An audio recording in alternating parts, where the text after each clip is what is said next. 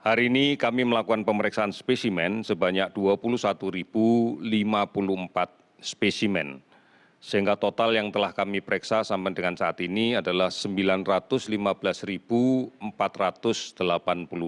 spesimen. Dari pemeriksaan ini kita dapatkan hasil positif sebanyak 1.607 orang, sehingga total kasus positif akumulatif sampai dengan saat ini adalah 63.749 orang. Kalau kita rinci lebih lanjut tentang kasus positif ini, karena ini adalah gambaran rata-rata seluruh Indonesia, tetapi tidak berarti bahwa seluruh provinsi memiliki hal yang sama. Kita lihat beberapa provinsi yang hari ini melaporkan penambahan kasus cukup tinggi. Yang pertama adalah Jawa Timur, menambahkan kasus positif baru terkonfirmasi sebanyak 552 kasus baru. Dan juga melaporkan ada 154 yang sembuh.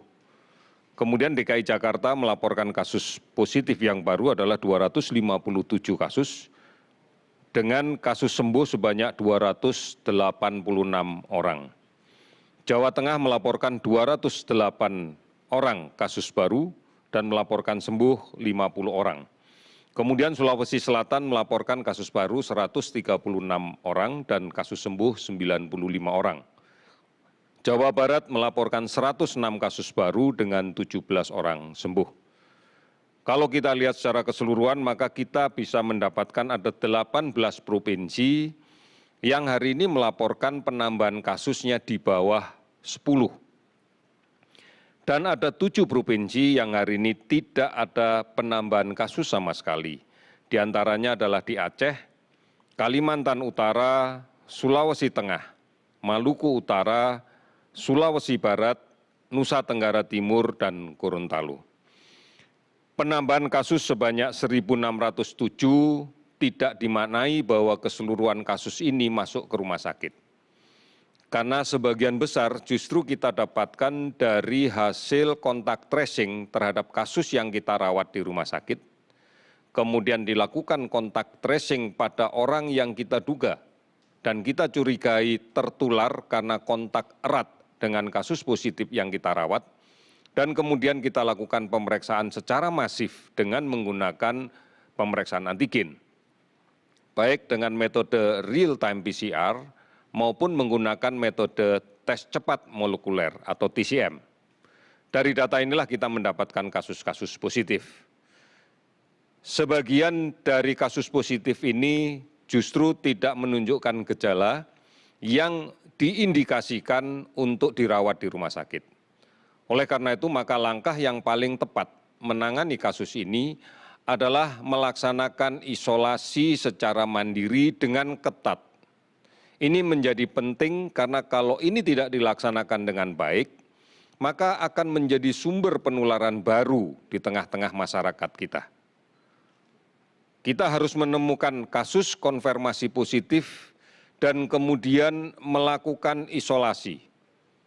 Baik isolasi itu dilaksanakan secara mandiri karena memang tidak ada indikasi untuk dirawat di rumah sakit, ataupun isolasi rumah sakit manakala memang ada indikasi untuk dirawat.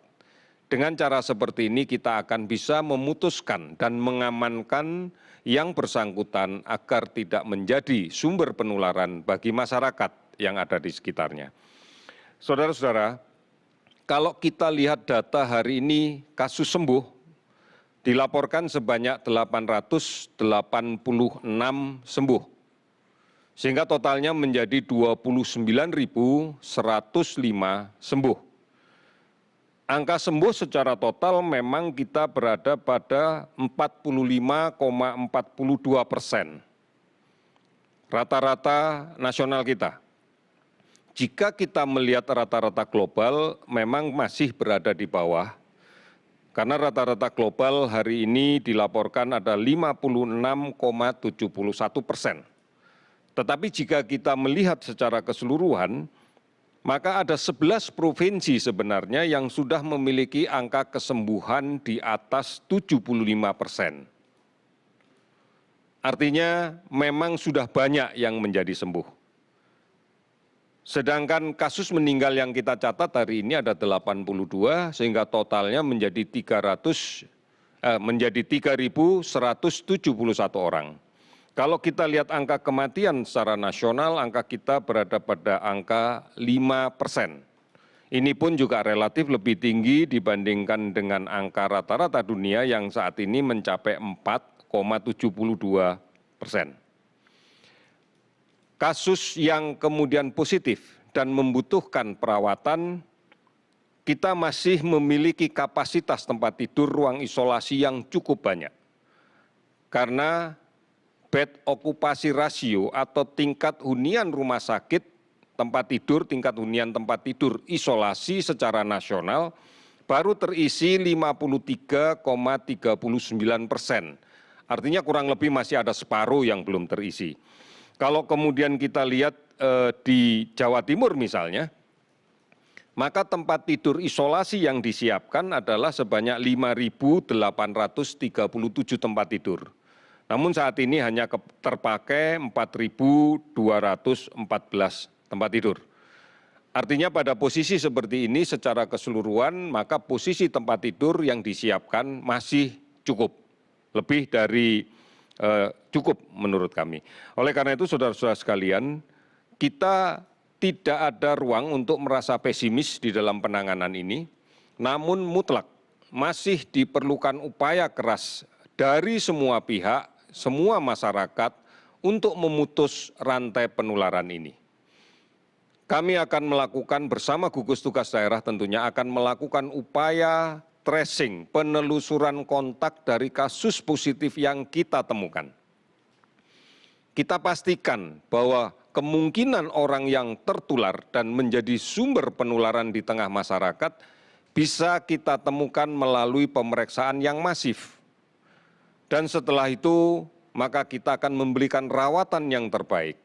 Apakah kemudian melaksanakan isolasi mandiri secara lebih bagus, lebih tepat, atau kemudian dilaksanakan rawatan di rumah sakit dengan lebih baik. Saudara-saudara, inilah yang menjadi kunci, karena kita tahu bahwa hari ini 453 kabupaten kota di 34 provinsi telah terdampak. Dan masih banyak yang harus kita lakukan untuk kemudian memantau dengan ketat 39.928 orang ODP yang kita tengarai memiliki riwayat kontak dekat dengan kasus positif. Dan kita juga harus mengejar untuk memastikan kembali apakah pasien yang kita rawat dengan gejala COVID juga menjadi kasus yang positif, konfirmasi atau tidak. Kita kenal dengan PDP sebanyak 13.767 orang. Oleh karena itu, saudara-saudara sekalian, upaya menegakkan diagnosa tetap berbasis pada pemeriksaan antigen, yaitu pemeriksaan menggunakan PCR real time atau TCM.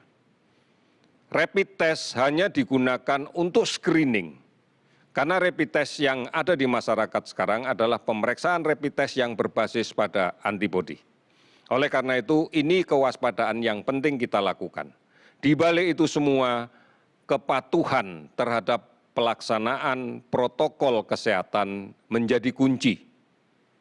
Menjaga jarak, menggunakan masker, mencuci tangan dengan menggunakan sabun, dan air yang mengalir ini adalah kunci untuk memutus rantai penularan. Saudara-saudara, di seluruh dunia kita melakukan hal yang sama.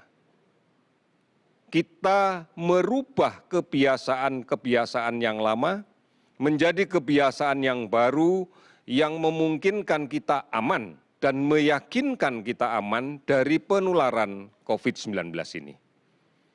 Karena dengan jaminan aman, karena kedisiplinan kita, karena konsistensi kita menjalankan protokol, ini yang memberikan kesempatan kita untuk aktif kembali dan tentunya aktivitas yang mengarah kepada produktif. Oleh karenanya, saudara-saudara sekalian, mari komitmen ini kita bangun kembali.